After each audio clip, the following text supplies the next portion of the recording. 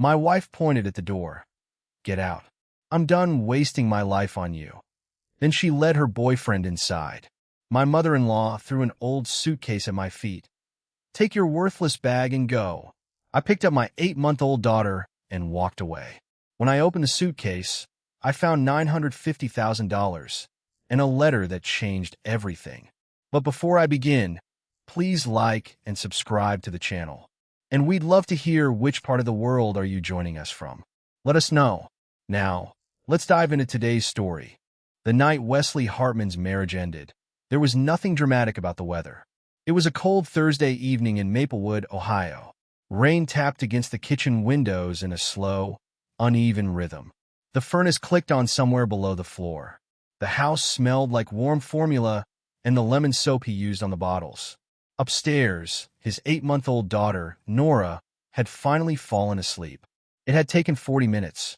She was cutting a tooth on the bottom left side, and every time he set her down, her eyes had snapped open like she was checking whether he would leave. He had walked the length of her room 14 times before her body finally went heavy against his shoulder. Now he stood at the sink with his sleeves pushed up, running hot water through the nipple of a bottle. The brush squeaked against the plastic. He was thinking about nothing important. He was thinking about whether the truck needed an oil change. Then the kitchen door opened behind him. He knew the sound of Elena's steps the way a man knows the sound of his own name.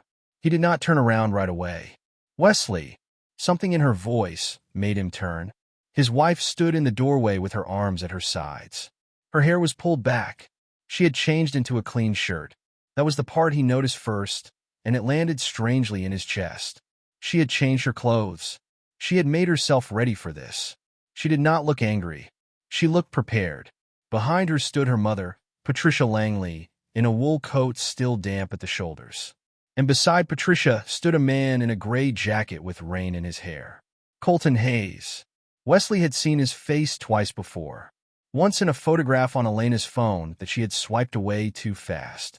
Once at a gas station on Route 4, standing beside Elena's car at 11 at night while she laughed at something he said. Wesley turned off the faucet. Water dripped from his fingers onto the tile. The refrigerator hummed. Rain kept tapping. Nobody moved. Elena lifted her hand and pointed at the front door. "Get out." Wesley set the bottle down on the drying towel. He did it slowly, the way a man sets down something he does not want to break. "What?" "You heard me." Colton folded his arms.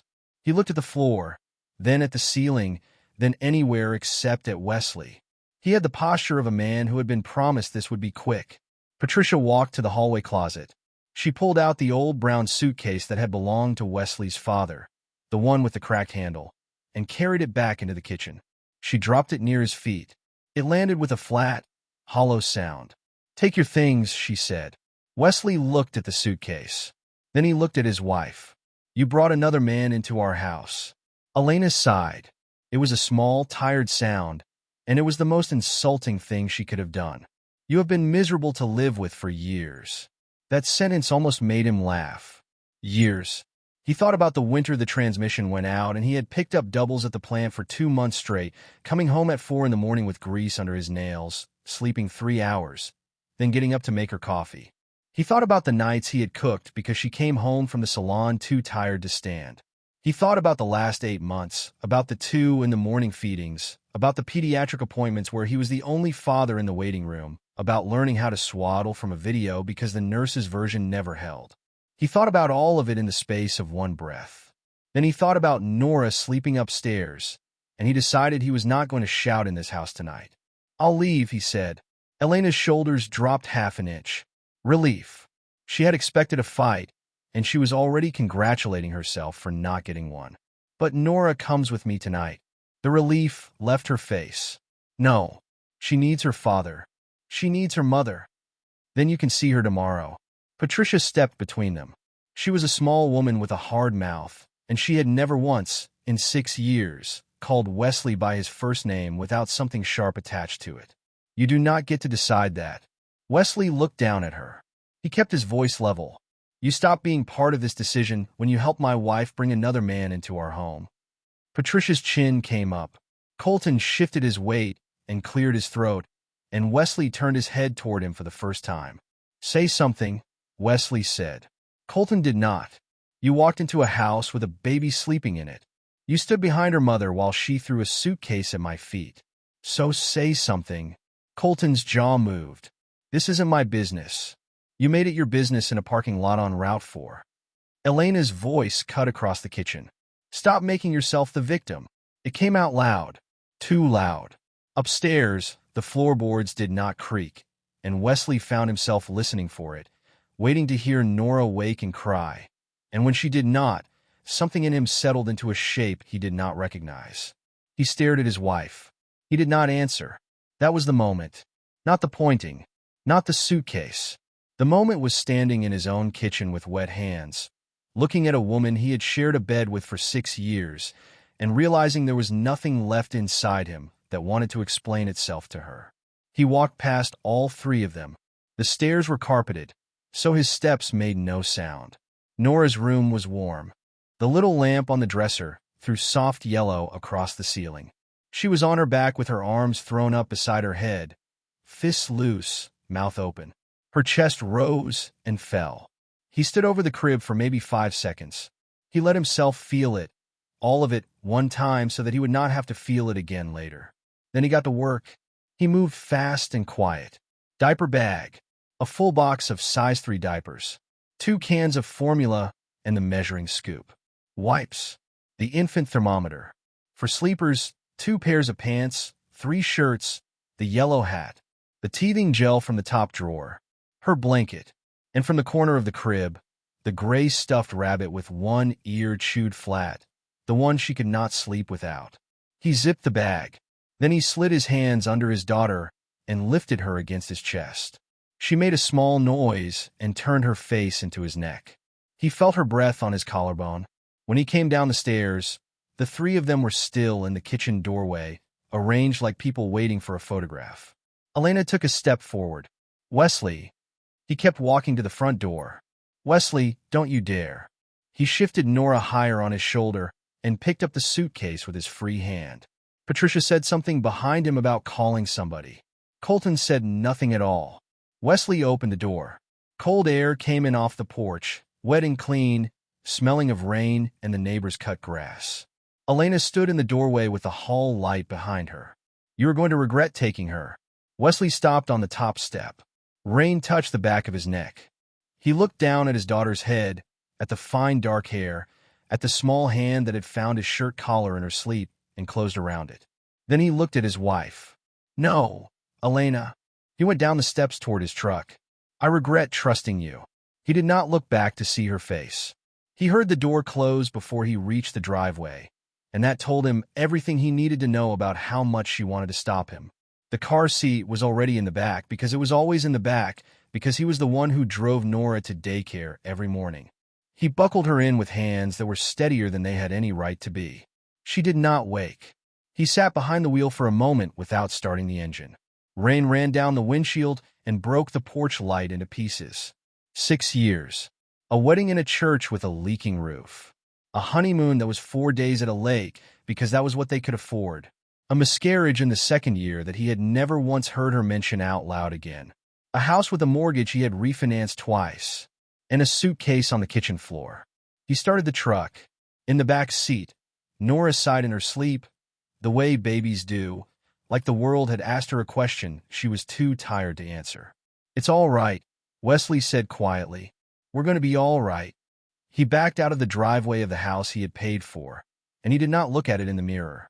Wesley's older brother Brandon lived 11 minutes away in a 2-bedroom ranch with a garage full of tools and a dog that was too old to bark at anything. He opened the door at 10:40 at night in a t-shirt and sweatpants, took one look at the baby on his brother's shoulder and the suitcase in his hand, and stepped aside. Kitchen or couch?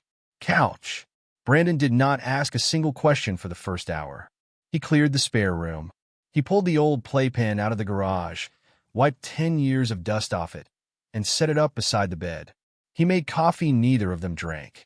It was almost midnight when he finally sat down across from Wesley at the kitchen table and said, "Tell me." Wesley told him. It took 4 minutes. Brandon's hands stayed flat on the table the whole time, but his knuckles went pale.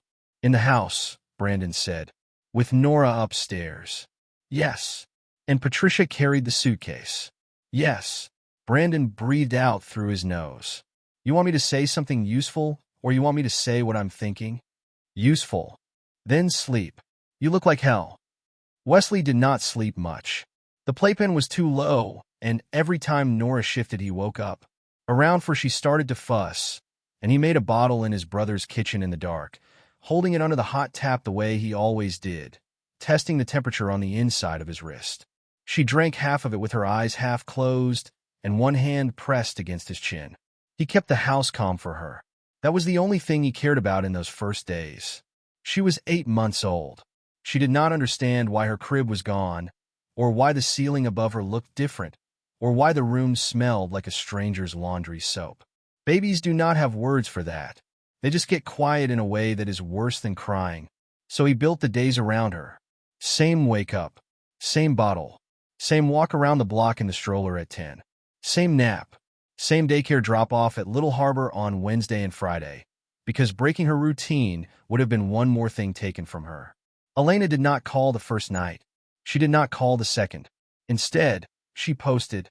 Brandon found it. He set his phone on the table face up and slid it across, and Wesley read it twice. Some people will do anything to punish a mother. 14 minutes later, another one. I never imagined my own husband would take my baby away from me. No names. She did not need names. Everybody they knew could read. The comments came fast. Wesley scrolled through them at Brandon's kitchen table with a burp cloth still over his shoulder. Praying for you. You are so strong. A baby belongs with her mother. Some of them were people who had eaten dinner in his house. A woman from Elena's old job wrote that she had always thought there was something cold about him. A cousin on Elena's side wrote 3 words. He will pay. Then the private messages started arriving on his own phone. An aunt he had not spoken to since the wedding called him selfish. A man he had gone to high school with wrote a paragraph about how a father who takes a baby from her mother is not a man at all. His own second cousin wrote, in plain letters with no punctuation, let her have her daughter, she is the mother. Wesley sat there for a long time with his thumb over the keyboard. He typed 4 sentences. He read them back. They were true, all of them, and every single one made him sound like a man defending himself. He deleted them. His father had been a quiet man who fixed heating systems for 31 years and almost never gave advice.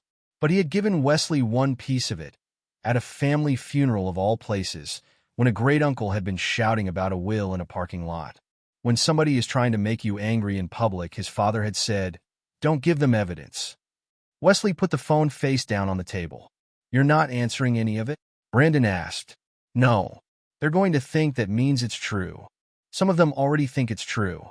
The rest don't matter. Brandon leaned back in his chair. That's cold. It's Thursday plus 3 days, Wesley said. Cold is all I've got. But he did do one thing. That weekend, sitting on the floor of the spare room, while Nora banged a plastic ring against the leg of the bed, he started collecting. He backed up every text message between him and Elena for the last 2 years. He exported the shared calendar where he had entered every pediatric appointment, every daycare closure, every vaccination date, most of them in his handwriting because she had never once opened the app. He printed the receipts from the pharmacy for Nora's infant drops and the fever reducer. He downloaded 11 months of bank statements and highlighted the mortgage, the electric, the water, the daycare payments, the grocery runs. He pulled the photographs off his phone by date.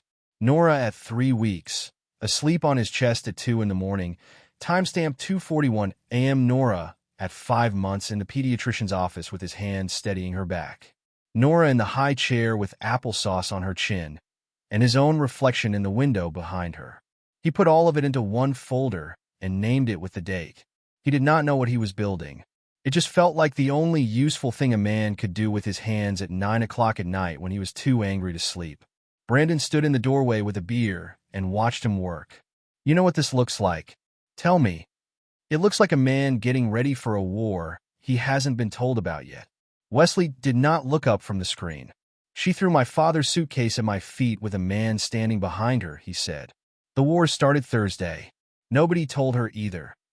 Those small records, the ones he had gathered on a carpet with a teething baby chewing on his sleeve, would matter more than anything he could have said to a single person online. He did not know that yet. He just kept saving. 3 days later, Wesley sat in a narrow office above a hardware store on Delaney Street, holding his daughter in his lap because he had nowhere to leave her at 11 in the morning on a Tuesday. Adrian Mercer had handled his father's estate 2 years earlier. He was 61, wore reading glasses low on his nose, and had a coffee mug on his desk that said "World's Okayest Golfer." His office smelled like paper and radiator heat. Wesley told him everything. The kitchen, the suitcase, Colton, the posts, the 3 days of silence.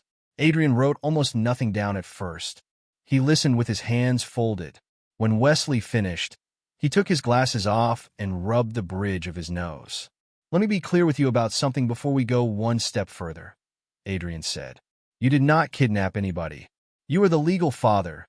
There is no order in place, and you removed a child from a home where your wife had just introduced another man. But that is the last time I want to hear you explain yourself. Not to me, not to your relatives, and not online. Understood?" "Understood." "Good." Adrian put the glasses back on. "Now, do you have documentation of your involvement in the child's care?" Wesley slid a flash drive across the desk. Adrian looked at it, then at Wesley, and something moved at the corner of his mouth that was almost a smile. "Your father was like this too," he said. "Kept every receipt from 1988 forward." He plugged it in. For 11 minutes he scrolled without speaking.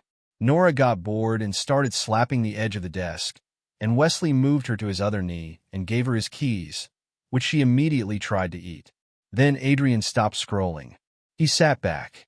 "I need to ask you something that may sound unrelated." "Go ahead." "Did Elena know about the trust?" Wesley's hand paused on Nora's back. "What trust?"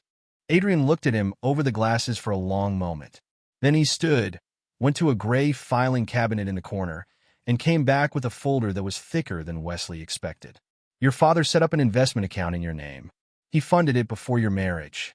He kept funding it quietly until about 18 months before he died. You signed the beneficiary paperwork at my conference table in the fall your marriage started, but you were 26, and you signed 11 other things that day. I remember signing things. You never asked what it was. He said it was a savings thing. He said he did not want to talk about it." Adrian laid the statement on the desk and turned it around so Wesley could read it. The numbers took a second to make sense. Wesley read the balance line, then read it again. $952,000 and some change. Nora dropped the keys. They hit the floor and she squawked, and Wesley bent and picked them up automatically and put them back in her hand, and the whole time his eyes did not leave the page. "That is not possible," he said. "It is entirely possible. It has been sitting in a moderate growth position for 11 years and nobody has touched it. Statements have been coming to this office because your father set it up that way." Adrian tapped the folder. "You have received a mailed summary every January. To this address." Wesley put a hand over his mouth. He thought about his father in a work jacket with a company patch on the chest. He thought about the man eating a sandwich in his truck in the parking lot instead of going into a restaurant with the other technicians. He thought about the way his father had refused, 3 separate times, to let Wesley pay for anything. He thought about the funeral and the 17 people who came. "He never spent any of it," Wesley said. "No. He drove a 2003 pickup." "He did. Why didn't he tell me?" Adrian was quiet for a moment. "He told me once that if you knew about it in your 20s, it would change how hard you worked. He said he wanted you to build a life first and find the money second." He shrugged slightly. "I did not agree with him, but he was not a man you argued with twice." Wesley sat back. Nora chewed on the key fob. "So it is mine," he said. "It is yours. Inherited before the marriage. Held in your name alone. Never commingled with marital accounts. Never used for household expenses. In this state, an inheritance kept separate is separate property. There is a very long conversation we could have about what happens if you had ever deposited it into a joint account. You never did. You did not even know it existed." Adrian's mouth flattened, which, for once, is helpful. "There is a but coming." "There is." Adrian pulled a second document from the folder. "There is another account." He set it down. "Your father established a separate protected trust for any grandchild. When Nora was born, she became the beneficiary. It is designated for education and housing. It has an independent trustee. It is not yours to spend, and it is not Elena's to touch. Wesley read the second page slowly. Elena isn't named anywhere on this. No, she is not a beneficiary, and she is not a trustee. He set that up before Nora was born. He set the structure up years ago. Nora filled the slot. Wesley looked at his daughter. She had given up on the keys and was now leaning back against his chest with her thumb near her mouth, watching the radiator like it was going to do something interesting. For 8 months, he had been counting dollars. Daycare was $860 a month. Formula was $90. The furnace had needed a part in December that cost $412. He had picked up Saturdays at the plant in January and told Elena it was mandatory overtime because it was easier than saying he was worried. And the whole time, this had been sitting in a folder in a filing cabinet above a hardware store. Does she know about this? He asked. Not yet. Is she going to? Adrian took his glasses off again. In a divorce, both parties disclose assets. Fully. It is not optional, and I would not let you hide it even if you asked me to, which I assume you were not about to. I wasn't. Then yes. She is going to know. He closed the folder. And Wesley, I have done this work for 30 years, so I'm going to tell you something now, and you can decide later whether I was right. Say it. The moment your wife learns there is $950,000 in your name, the shape of this case changes. Everything she says about you afterward will have that number underneath it. Every word. Wesley stood, shifting Nora onto his hip. Rain had started again outside the window, running down the glass in thin lines over the hardware store sign. She threw me out with a man standing in my kitchen, Wesley said, before she knew about any of it. I know. Then whatever she says now, I know exactly what it is. Adrian walked him to the door. He looked at Nora, who was staring at him with the flat, honest attention of a baby, and his face softened for the first time all morning. She has your father's forehead, he said. So I'm told. Take care of that one. That's the only thing I'm doing. 2 days later, on a Thursday morning exactly 1 week after the suitcase hit the kitchen floor, Elena found out. And everything changed. The phone rang at 8:14 in the morning. Wesley was standing at Brandon's counter cutting a banana into pieces so small they could not be a choking hazard. Nora sat in the borrowed high chair behind him, banging her palm on the tray, waiting. He looked at the screen. Elena. First call in 8 days. He wiped his hands on a dish towel and answered on the 4th ring. Yes. Wesley. Her voice was completely different, warm at the edges. Careful. The voice she used on the phone with clients when she still worked front desk at the salon. We need to talk. I agree. I want Nora home. He looked over his shoulder. His daughter had gotten hold of the spoon and was using it to hit the tray with real commitment. She is home. With her mother. You told me to leave. I was angry. A pause, and then softer. People say things when they are angry. You know that. You had Colton in our house. Silence. He could hear a television somewhere behind her and a chair scraping. He knew that chair. It was at Patricia's kitchen table. You are keeping my daughter from me, she said. No. You have not asked to see her since Thursday. 8 days. Not one call. I have been overwhelmed. You have been posting about me. Another silence, longer than the first. Wesley set the plate of banana on the high chair tray, and Nora grabbed a piece in her whole fist and mashed it against her mouth. When Elena spoke again, her voice had changed direction. I heard about the money. There it was. He pulled out a chair and sat down slowly. He kept one hand on the edge of the high chair tray. What money? Don't do that. I asked a question. Your father's inheritance. Her breath was audible now. Patricia's cousin does bookkeeping for Mercer's office. Don't act like it's a secret. So you have almost $1 million, Wesley. The warmth was gone out of her voice, like heat out of a room. Almost $1 million. And I have been sitting in my mother's spare bedroom trying to figure out how to pay a retainer. It isn't marital property. That is not the point. Then what is? You have money. Her voice went up and cracked. I don't. Wesley closed his eyes. And there it was, laid out plainly, in her own words, at 8:19 on a Thursday morning. For 8 days she had not called. Not on the night he left with a diaper bag over his shoulder. Not on Nora's Saturday. when the baby had run a low fever and he had sat up with her until 3. Not once. Then a bookkeeper mentioned a number to a cousin, and by Thursday morning she wanted her family back. Say something, Elena said. I'm thinking. About what?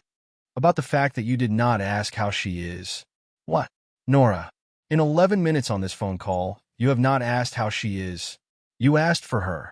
You did not ask about her. That is not fair. She has 2 teeth now, Wesley said. The second one came in Tuesday night. She has started pulling herself up on the coffee table and falling on her back and laughing about it. She likes bananas and she hates peas. She sleeps from 8 to 5 if the room is dark enough. He paused. You did not know any of that. Because you took her.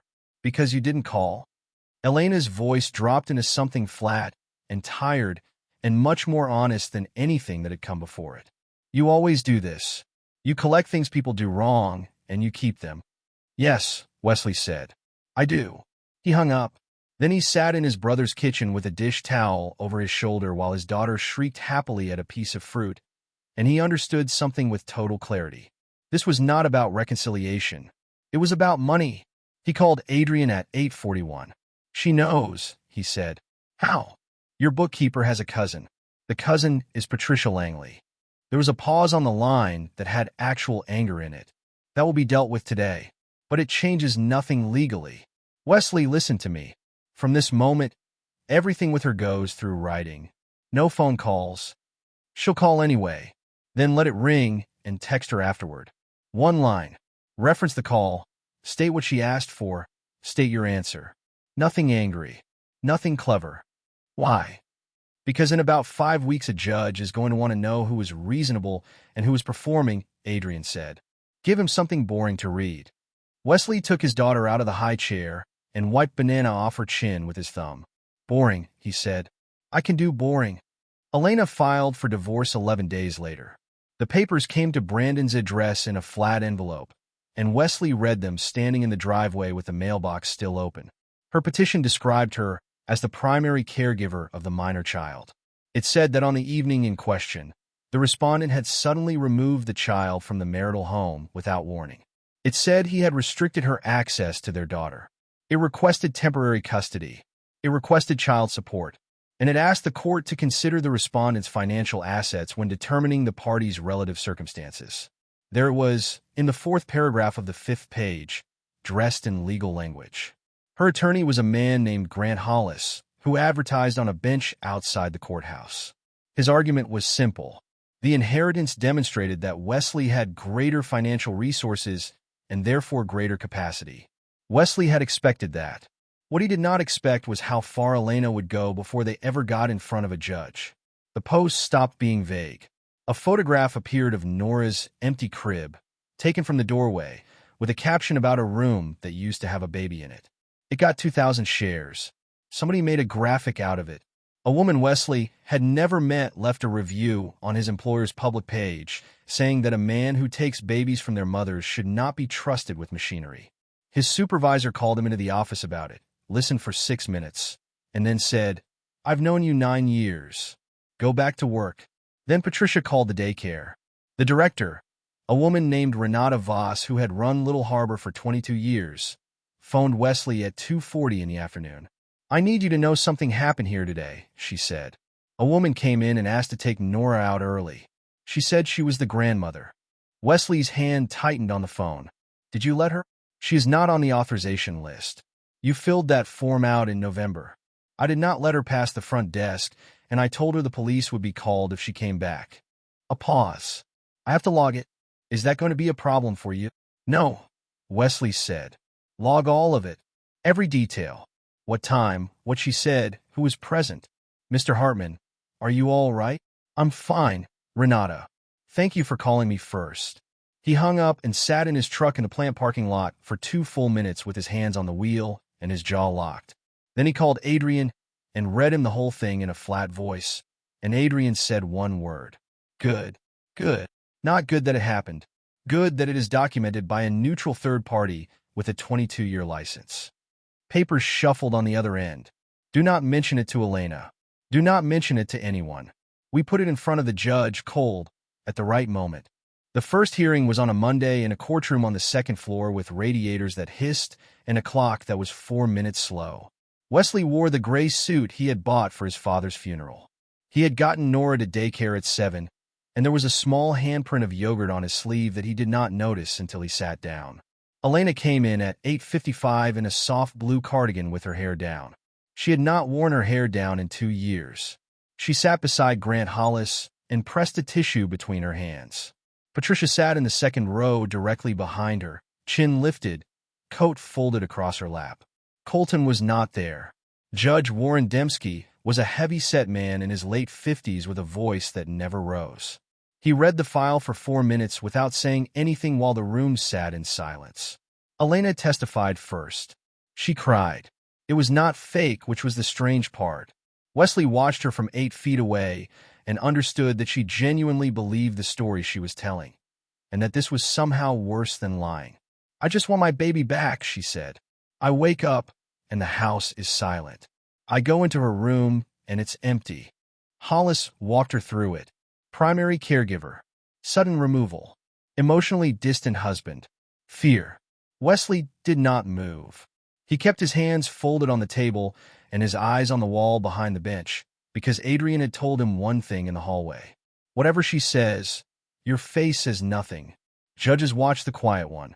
When it was their turn, Adrian did not make a speech. He handed up documents.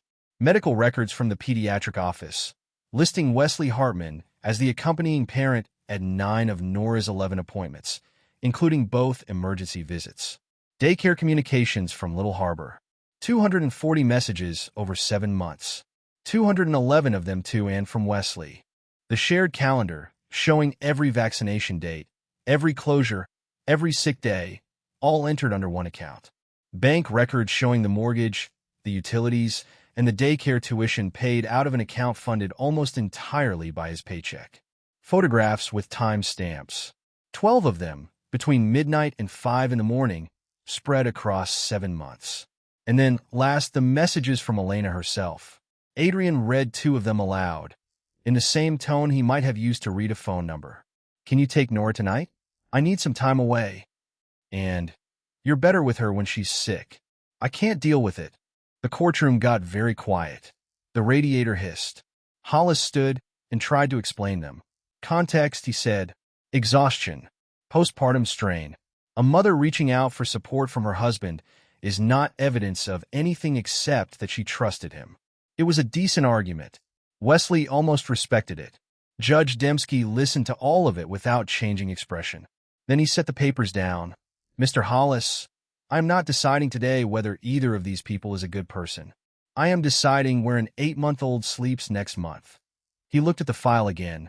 "Mrs. Hartman, when did you first request parenting time in writing after the 15th? Elena looked at her attorney. The 29th? 14 days. I was overwhelmed, Your Honor. I have no doubt that you were. He wrote something. Temporary orders. Wesley received temporary primary custody. Elena received scheduled parenting time, 3 days a week, with exchanges at a public location. Both parents were ordered not to discuss the case on social media, an order Dembski delivered while looking over his glasses at Elena for slightly longer than necessary. That was all. No speech. No drama. A man in a black robe writing on a form. In the hallway, Patricia caught up with them by the elevators. Her heels struck the tile hard. "You think this is a victory?" Wesley pressed the down button. "I think it's Monday. That child needs her mother. That child has a father who filled out her daycare form in November," Wesley said. "Which is how I know you try to take her out of it." Patricia's face went still. The elevator opened. Adrian put a hand on Wesley's shoulder and steered him into it, and neither of them spoke until the doors closed. "You said don't mention it," Wesley said. "I did. I mentioned it." Adrian looked at the floor numbers. "You mentioned it to a woman who was not a party to the case, in a hallway, with no witnesses, after we won." He almost smiled. "I will allow one. The battle was only beginning, and Wesley knew it. Temporary orders were exactly that. Temporary. But that night, in the spare room at his brother's house, he laid his daughter down in a real crib that Brandon had bought that weekend without saying anything about it, and she went out in 9 minutes. He stood in the doorway with his hand on the light switch and looked at her for a long time. The first exchange under the temporary order happened that Saturday at the library parking lot on 4th Street. Adrian had chosen the location. Public cameras on the building, a wide lot with clear sight lines. Wesley arrived 9 minutes early. He had packed the bag the night before. For diapers more than necessary. 2 bottles, pre-measured. A written sheet with the nap times, the feeding amounts, the name and number of the pediatrician, and a note that she was refusing peas. Elena pulled in at 10:03 in her mother's sedan. Patricia was driving. Wesley saw that and something in his shoulders locked, but he kept his face flat and got out of the truck. Elena came across the pavement fast. When she got close enough to see Nora in the car seat, she stopped walking and put her hand over her mouth. "Oh," she said. "Oh, she's so much bigger." 3 weeks, Wesley said. "Don't." He unclipped the seat and lifted it out with Nora still in it. His daughter looked up at Elena with the frank curiosity of a baby who has not decided yet. Then Elena reached in, and Nora turned her face away into the padding of the seat. It was not rejection. It was a 9-month-old in a parking lot with wind in her ears. But Wesley watched it land on Elena's face, and he knew exactly what she was going to do with it. "She doesn't know me," Elena said. Her voice shook. "What did you tell her?" "She's 9 months old, Elena." "What did you say to her about me?" "Nothing." He set the car seat down between them. "I don't talk about you. Not to her, not to my brother, not to anybody. I have made a decision about that, and it holds." Elena crouched. She held out one finger and waited, and after a moment Nora took it, and Elena made a sound that Wesley had to look away from. Behind them, the sedan door opened. Patricia got out. "I'll take the bag," she said. "No," Wesley said, without turning around. "Elena takes the bag. The order names Elena. I am her grandmother. You are also the woman who walked into Little Harbor on the 11th and told the director you were authorized to remove her." He picked up the diaper bag and held it out toward Elena, not Patricia. "There is a log with a time on it. So we are going to do this exactly the way the paper says, every single time, until Nora is 18. Patricia's mouth thinned. She got back in the car. Elena stood up with the bag over her shoulder and would not look at him. "You've gotten hard," she said. "I've gotten organized." "That's not what I said." "It's what I heard." He handed her the printed sheet. "Nap at 12:30. She goes down easier if the room is dark. 4 ounces at 3. Text me a photograph at some point so I know she ate." Elena took the paper. She looked at it, and Wesley saw her eyes move across the handwriting, and he saw the moment she understood that he had written it out by hand at the kitchen table the night before. "You still do all of this," she said quietly. "I always did all of this." She buckled Nora into the back of her mother's car. She did it wrong twice. Wesley stood 4 feet away with his hands at his sides and did not correct her, because Adrian had told him not to, and because Elena's fingers were shaking, and correcting her would have been a kind of cruelty he did not have any use for. On the 3rd try she got it. Then the sedan pulled out, and Wesley stood alone in an empty parking space for the first time in 23 days without his daughter within arm's reach. He got back into his truck. He put both hands on the wheel. He did not start the engine for a while. At 12:41 his phone buzzed. A photograph. Nora asleep on a blanket on somebody's living room floor, one arm flung out, the gray rabbit against her chest. Wesley looked at it for a long time. Then he typed one line. "Thank you. See you at 6. He deleted 3 other sentences before he sent it. Elena's next move came 3 weeks later, and it surprised him. She requested $3,800 per month in child support. Wesley read the number twice, then set the page down on Adrian's desk. "She has parenting time 3 days a week," he said. "I have primary custody. She's asking me for $3,800 a month. She is... How does that work?" "It works if you assume the person on the other side is going to be too tired or too guilty to fight it." Adrian turned to the second page. "Look at the reasoning.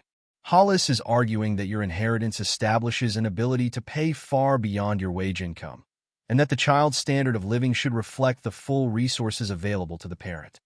They want the trust treated like a salary. They want the trust treated like a well." Adrian took off his glasses. "And here's what I want you to understand. If you had panicked in the first week and moved that money or spent a chunk of it on a house to look stable, or put 10,000 into a joint account to keep the peace, we would be in a much uglier room right now. I didn't touch it. I know. That is the only reason I am calm. Adrian filed his objection 4 days later. Wesley read it twice. It was 5 pages long, and there was not one dramatic sentence in it. The core of it was simple. An inheritance received before the marriage and held separately is not employment income. Child support is calculated under the state's guidelines, based on the parties' incomes and the parenting time schedule. The existence of an inherited asset does not convert it into a monthly wage, and the court is required to apply the guideline framework rather than the opposing party's estimate of what a number ought to feel like. At the hearing, Hollis pushed back hard. He argued that the guidelines allow the court to consider all relevant financial resources. He argued that a father sitting on nearly $1 million while the mother lived in a spare bedroom was exactly the kind of imbalance the rules existed to address. Judge Dembski let him finish. Then he said, "Full financial disclosure. Both parties. 30 days. Elena smiled. Wesley watched her do it from across the room. She thought she had won something. Bank statements, tax returns, investment records, credit card statements, any business income, any gifts or transfers over $1,000, any support received from third parties. Everything. In the parking garage afterward, Adrian unlocked his car and paused with his hand on the door. Do you understand what just happened? He ordered discovery. He ordered discovery on both of them. Adrian dropped his briefcase onto the passenger seat. Wesley, your finances are 3 documents and a lifetime of boring. A paycheck, a mortgage, and an account you never touched. Hers is going to be a different kind of reading. The disclosure period took 6 weeks instead of 4, because Hollis requested 2 extensions. Wesley's side was finished in 9 days. He signed a release for every account he had. He gave them the trust documents, the statements, the beneficiary designations, the tax returns going back for years, and a 1-page letter from the independent trustee confirming that neither he nor Elena had authority to withdraw from Nora's protected account. He handed all of it over without hesitating. You're not nervous, Adrian observed. About what? They're going to find out I bought a water heater in March. Elena's disclosure came in on a Friday afternoon in a banker's box. Adrian called him on Monday at 4:12 p.m. and said only, "Come in tomorrow. Bring nothing." The next day, the box was on the conference table with the lid off and colored tabs sticking out of the folders like feathers. Adrian sat down across from him and pulled the first stack over. Her petition states that she has no significant financial support and that she is dependent on family housing, he said. Let's look at what the accounts say. He turned the first page around. Transfers from Patricia Langley. Not 1 or 2. 26 of them over 14 months. Some were $400. One was $7,000. Several arrived in the exact amount of a bill and left the same day. That is not illegal, Adrian said. A mother helping her daughter is not a crime.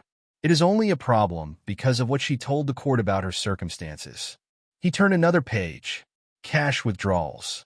Large ones, in clusters, always within 3 days of a deposit. $19,000 over 11 months with no matching expenses. Where does cash go? Wesley asked. Everywhere and nowhere. That is the problem with it. Then a third page. Payments from Colton Hayes. 4 of them, in the 6 months before the night in the kitchen. The largest was $2,100, 5 weeks before Wesley found himself standing at the sink with wet hands. Wesley looked at the dates for a long time. 6 months, he said. At least, she told the judge. She made a decision in a moment of anger. She did tell him that. There was a hotel charge in February. A weekend rental in a lake town 90 miles north in March, on a Friday that Wesley remembered clearly, because Nora had been sick that weekend and Elena had said she was staying at her mother's to avoid catching it. He had made 3 bottles that night. He had slept on the floor of the nursery. Wesley sat back in the chair and looked at the ceiling tiles. He had expected to feel rage. He kept waiting for it. What arrived instead was something cleaner and colder, like stepping outside in November. A door in him closed, and he heard it close, and he did not try to hold it open. Then there were the expenses she had denied under oath in her financial affidavit. A furniture purchase. A car payment she had listed as her mother's. a credit line she had opened in her own name 8 months earlier. Adrian squared the stack and set his hands on top of it. "Don't celebrate yet," he said. "I wasn't." "Good." He tapped the box. "Because here is the trap, and I have watched intelligent men walk straight into it. You're going to want to send her a message. Something short. Something that lets her know you saw the March weekend. One sentence. And every hour of work in that box becomes a story about a bitter husband instead of a story about a paper record." "I'm not going to send anything." "Say it again." "I'm not going to send anything." Adrian nodded slowly. "Let the documents speak." Documents do not get angry. They do not exaggerate, and they cannot be cross-examined. Wesley stood and picked up his jacket. At the door he stopped. "She wanted my finances in front of the judge," he said. "She did." "She's going to get them." "Yes," Adrian said. "And so is she." That night, Wesley gave Nora her bath in his brother's small tub. She slapped the water with both hands and soaked the front of his shirt and laughed like it was the best thing she had ever done. He wrapped her in a towel with a hood shaped like a bear and carried her to the bedroom. And while he was fastening the sleeper, he realized he was smiling. He put her down. He stood in the hallway afterward. Somewhere across town, Elena was sitting in a spare bedroom finding out that a court is not a comment section. The final custody hearing was on a Thursday in October, and it lasted nearly 3 hours. The courtroom smelled like floor polish and old paper. Rain had come through overnight, and the windows were fogged at the corners. Wesley wore the same gray suit. He had dropped Nora at daycare that morning, and she had cried at the door for the first time in a month. And he had stood in the hallway for 90 seconds listening to it before Renata came out and told him to go, that she would settle in 4 minutes. Elena walked in looking confident. That was the thing Wesley noticed and did not understand until much later. She came through the door with her shoulders back. Somebody had told her this was going well. Patricia sat behind her in the same coat. Colton was nowhere to be seen. He had not been in the building once in 5 months. Elena testified first. She said she had always been Nora's primary caregiver. She said she had handled feedings, appointments, and daily care while Wesley worked long hours and came home closed off. She said he was emotionally distant. She said that on the night in question, she had asked for space, and he had used it as an opportunity to take their daughter because he wanted to punish her. Then her voice broke, and it was real. "I just want my little girl." Judge Dembski let her finish. He did not rush her. He waited while she pressed a tissue to her eyes, and when she was ready, he nodded to Adrian. Adrian stood up with a single folder. There was no speech. There was nothing dramatic about any of it. That was what made it work. He entered the daycare records. 7 months of sign-in sheets, showing that Wesley had dropped off or picked up Nora 183 times out of 206. He entered the pediatric records again, this time with the nurse's contact notes attached, including 2 after-hours calls placed by the father. He entered the incident log from Renata Voss, dated and signed, describing a woman identifying herself as the child's grandmother attempting an unauthorized pickup. He entered the text messages. Not 2 this time. 51, organized by date, printed clean. He entered the shared calendar export. He entered the receipts, the bank records, the photographs with timestamps. And then he entered something else. "Your Honor, I would like to move to admit Exhibit 14, which is a set of public social media posts made by the petitioner between the 15th and the 29th. Hollis objected. Dembski overruled him in 11 words. In one post, Elena had called Wesley a controlling husband. In another, she had written that he had stolen their daughter.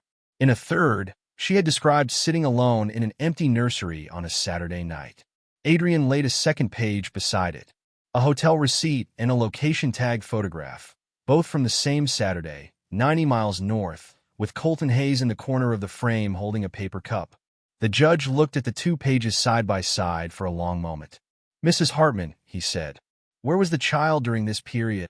Elena's hand went to her collar. "With her father. So you knew where she was?" "Yes." "You were not searching for her. You were not calling the police. You knew the address and the phone number." "Yes." "And did you request additional parenting time during those 2 weeks?" A pause. In the second row, Patricia straightened. "No." Judge Dembski removed his glasses and set them on the bench. "Then why did you publicly state that the father had taken the child from you?" The room went completely still. The radiator hissed. Somebody in the back coughed, and it sounded enormous. Elena opened her mouth. She looked at Hollis. Hollis looked at his legal pad. "I was hurting," she said. "I understand that people hurt," the judge said. "I am asking about a statement of fact that you published to several thousand people and that this court has now had to examine. Was it true?" Elena's chin trembled. She did not answer. Wesley watched from 8 feet away and felt nothing move in his face. He had thought about this moment for months without meaning to. He had built versions of it in his head at 2 in the morning while warming bottles. In all of them, he had felt something enormous. What he actually felt was quiet. The kind of quiet you feel when a machine that has been rattling for a year finally stops. For the first time, her victim's story stopped working, not because anyone shouted it down, because a man in a black robe asked a simple question, and there was no answer that survived the paperwork. Hollis tried to rebuild. He put Patricia on the stand, and she testified for 18 minutes about her daughter's devotion. She was steady. She was believable. And then Adrian asked her 4 questions about the daycare incident, and she said she had only wanted to see her granddaughter, and Dembski wrote something down and did not look up. When Wesley took the stand, Adrian asked him 9 questions. What time did he leave for work? Who scheduled the appointments? Who paid the daycare? What did his daughter eat for breakfast? Who did she go to when she fell? Then Hollis cross-examined him, and the first question was the one Wesley had been waiting 5 months for. "Mr. Hartman, isn't it true that you removed your daughter that night specifically to gain leverage in a custody dispute you already anticipated?" "No. You had a suitcase packed. Her grandmother packed it. She threw it at my feet.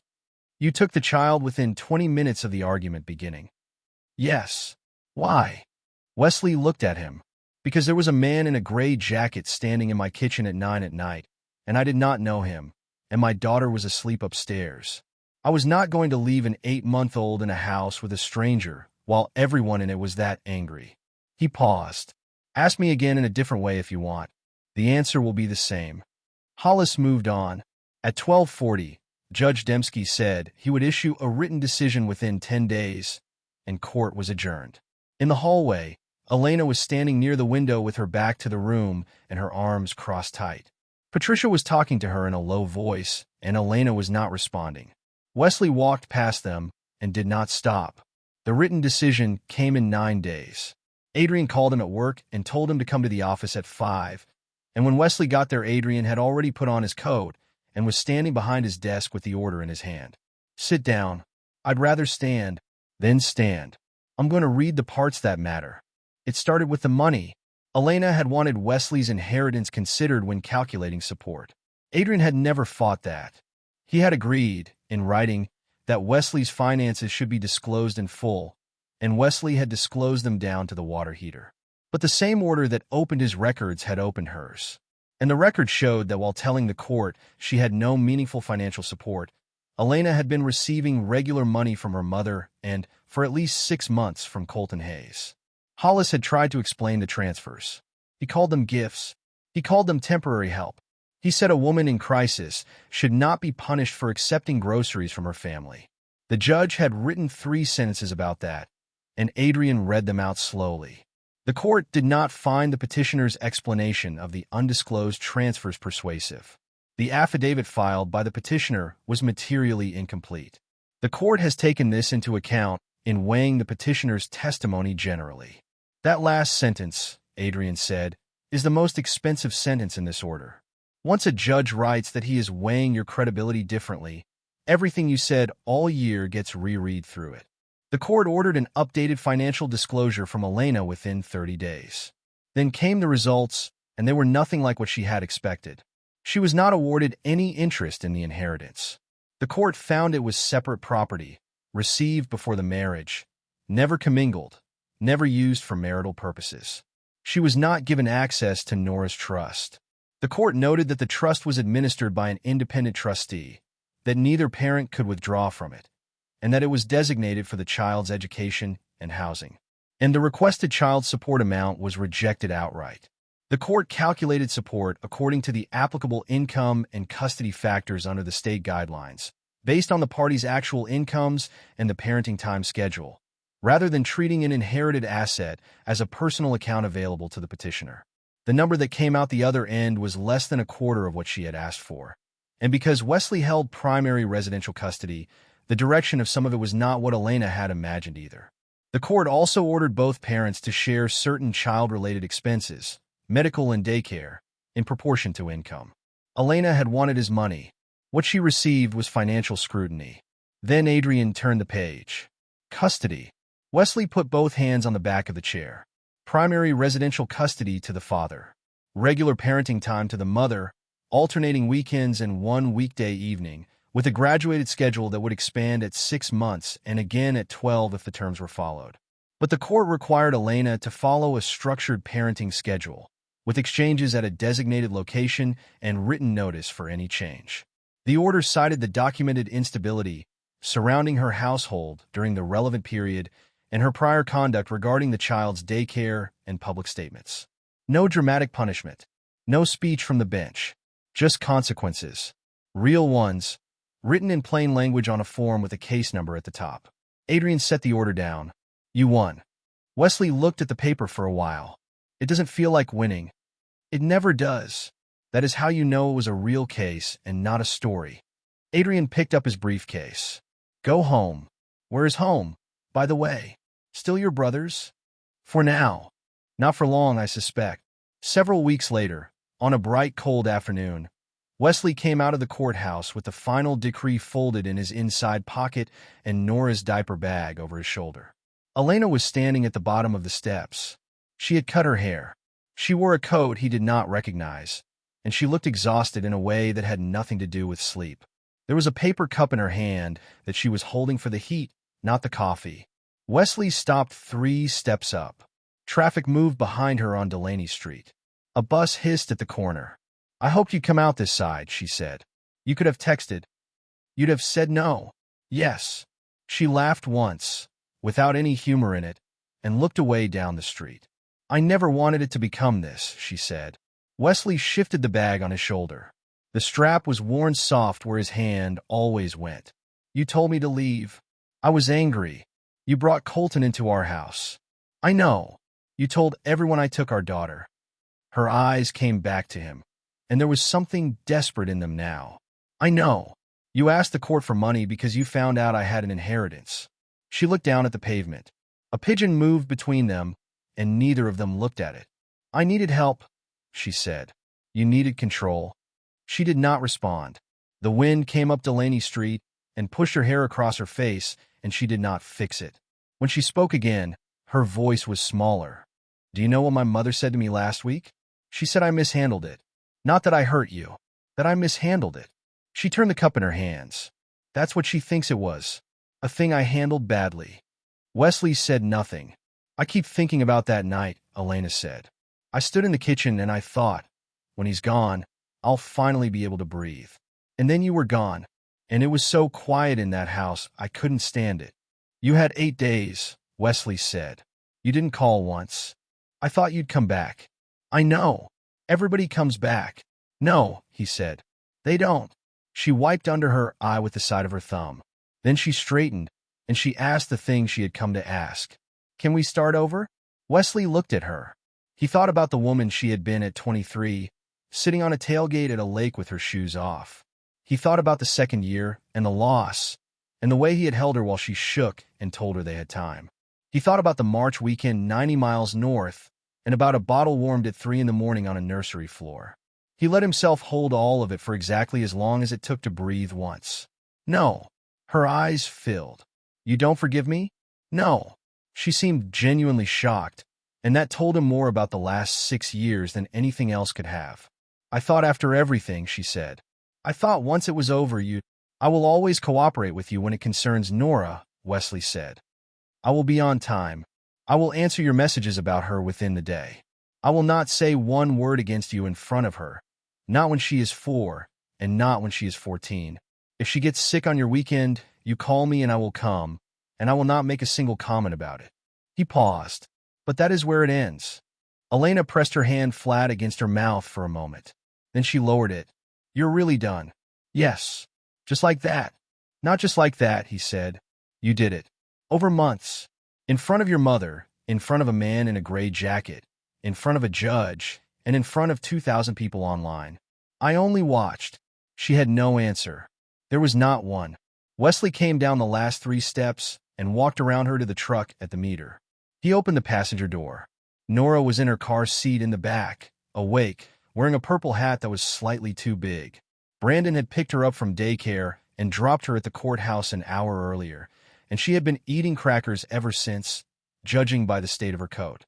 She saw her father, and her whole face changed. Daddy. It was one of 11 words she had.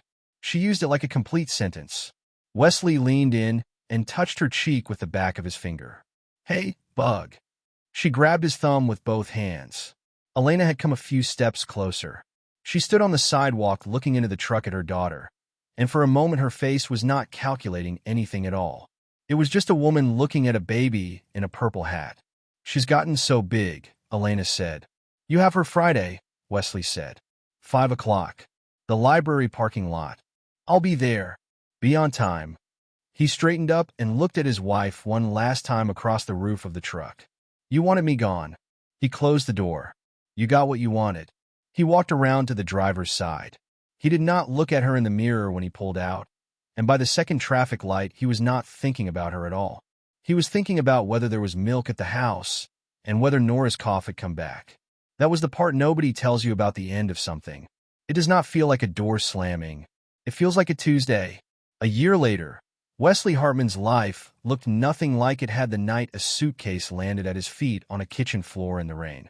He bought a modest house near Cedar Ridge Lake. Nothing extravagant. 3 bedrooms, 1.5 baths, a small backyard with a maple in the corner that dropped leaves into the gutters every October. A porch with 2 steps that he rebuilt himself over a weekend because the old ones flexed. He paid a normal down payment out of a normal savings account. The mortgage was in his name, and it was a reasonable one. The $950,000 stayed where it was. He did not spend it to impress anyone. He did not buy a truck he did not need or a boat he would use twice. He did not use a single dollar of it to hurt Elena, and there were ways he could have. Adrian had mentioned 2 of them, in a voice that made it clear he did not recommend either. Wesley used a portion of it to strengthen Nora's protected account, adding to what his father had started, and he left the rest invested and untouched. He kept working at the plant. Same shift. Same parking spot. Some of the men there knew what had happened and never mentioned it, which was the kindest thing they could have done. Nora turned 2 in the spring. She had a party in the backyard with 6 children, a cake shaped badly like a rabbit, and a grandmother she was allowed to see under the terms of a written agreement. Elena came. She was on time. She brought a gift and stayed 90 minutes and left without incident. That was how it went now. And Wesley had made his peace with the fact that this was not friendship and never would be. It was 2 adults running a small, careful operation, and the operation was a child. Elena eventually moved out of her mother's house into an apartment on the east side. She got a job managing a front desk again. She was, from everything Wesley could see, doing better than she had been. Her relationship with Colton ended about 4 months after the final decree. Wesley heard about it the way people hear about anything in a town like Maplewood, secondhand at a hardware store, from a man who did not know he was telling the ex-husband. Her relationship with Patricia became strained after the financial disclosures. 26 transfers on a court exhibit had made a permanent record of something both of them had preferred to keep vague. Money between family members is a private arrangement until a judge reads it out loud. After that, it is a ledger, and people do not forgive being turned into a ledger. Wesley did not celebrate any of it. That surprised him more than anything else. He had assumed, back in the worst weeks, that news like that would taste like something. It did not. It was just weather happening to people he no longer stood near. He had learned something in that year, and he had learned it slowly, mostly at odd hours, standing in a dark hallway listening for a cough. Karma was not watching somebody suffer. Karma was losing the ability to control the person you once thought you owned. Elena had thrown him out believing he would come crawling back. That was the entire plan. Not cruelty, exactly. Just certainty. She had been certain that the door only opened one way. Then she discovered he had money. Suddenly she wanted her husband back. Suddenly she wanted her daughter back. Suddenly she wanted child support and a share of the life she had told him to leave. But she found out too late that the man standing at the sink that Thursday night had already made his decision in the 4 seconds it took to turn off the faucet. The money had not changed him. The betrayal had. On an evening in late September, Wesley sat on the rebuilt porch steps with a glass of water while his daughter walked back and forth across the yard carrying a stick that was longer than she was. The lake was 2 streets over, and the air smelled like it. Somebody was cutting grass. A dog barked twice and quit. Nora fell over. She sat there a moment, looked at her hands, decided against crying, and got back up. "Daddy, look." "I'm looking."